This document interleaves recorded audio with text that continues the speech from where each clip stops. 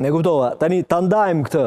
Ka të bëjmë me fondet, zoti Papa, me menaxhimin e mirë të parave, apo ka të bëjmë me ata që janë quajtur së fundmi si radikalët e majt në Departamentin Amerikan të Shtetit, ta themi troç.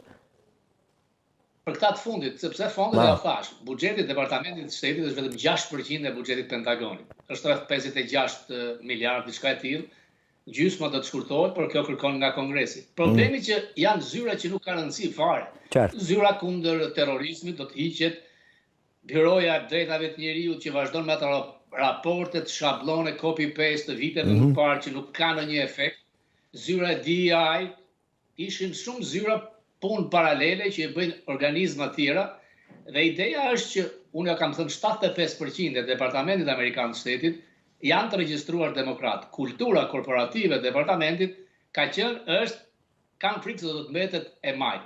Por duke futur element të ri, duke larguar radikalet, është diçka shumë pozitive për vende të vogla si ne, për vende që i smirojnë shkojnë djathtas dhe godet fuqimisht, ato që unë e quaj kancerin e sistemit shoqëror amerikan.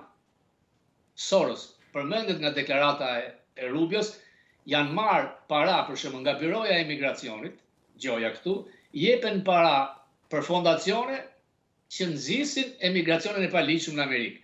E njëjta gjë, Sorosi që hap disa fondacione, NGO, dhe miliarda dollar kalojnë përmes Departamentit të Shtetit te këto organizma fantazm, ai përmend si platformë ndaj radikalëve, ndaj konservatorëve, dhe shumë mirë që mund të aplikohet në Shqipëri me reformën e drejtësisë dhe me nxitjen e atyre grupeve që jo vetëm janë anti-amerikane, por edhe anti-shqiptare.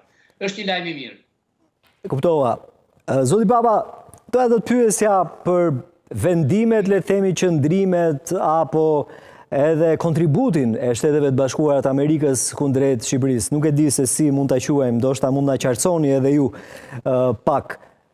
Sondazhe nga ekspert të Shteteve të Bashkuara të Amerikës për zgjedhjet në Shqipëri, strateg të cilët i prin fushatës opozitës, si duhet ta kuptojmë këtë? Si ndërhyrje të Shteteve të Bashkuara të Amerikës në zgjedhjet e ardhshme apo vëmendje të shtuar, nuk e di. Ndërhyrje nuk është, sepse këta nuk përfaqësojnë administratën. Personi që ka bërë pollin nuk është nga Pollaxhin, Posler e shquar këtu. Ai ka qenë klient i zotit Trump që ka bërë polle brenda fushatës, dhe po tysh në faqen e tij në internet nuk e përmend pollin në Shqipëri.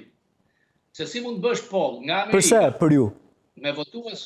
Pse nuk e përmend? Shqiptar është nonsens. Është nonsens, sepse kanë një ligjësi se si bëhet. Këtu në Amerikë ai e merr listën e votuesve, sepse janë të regjistruar, sepse unë në Shqipëri nuk e di.